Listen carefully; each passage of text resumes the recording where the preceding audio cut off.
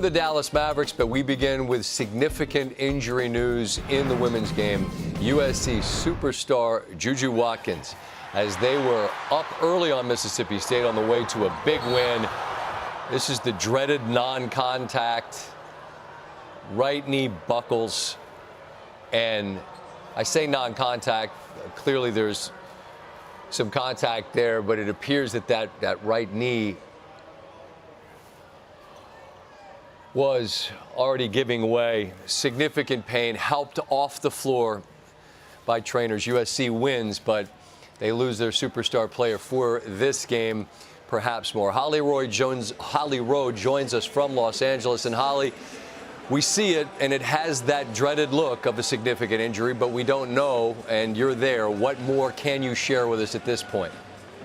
Right. What I can share with you is that there were a lot of people on staff here that kind of came out of the stands, team doctors, medical personnel, who jumped into quick action with JuJu Watkins. I am told that they do not have an MRI machine here, which would do further imaging on that knee. They can do, static ligament tests to see if there's some damage, but they can't do the MRI here. So they did wheel her out. We saw her go out in a wheelchair, wheeled out of the building. They will take her to a Keck Medical Center for further evaluation. I can tell you that the building was just absolutely aghast. There are a lot of really negative feelings here. In fact, just moments ago, some tempers really flared in the handshake line. People were upset about the injury and the fans getting into it, really booing and yelling. It kind of got ugly at the end here, but people really upset about how this happened with JuJu Watkins. I can tell you that she is a tough young woman. Lindsay Gottlieb told us at halftime she's one of the toughest players she knows, that she will overcome this in one way or another. We just don't know how severe the injury is. I won't speculate, Scott, but I will tell you I've covered a lot of knee injuries in my time. The angle of the replay does not look good.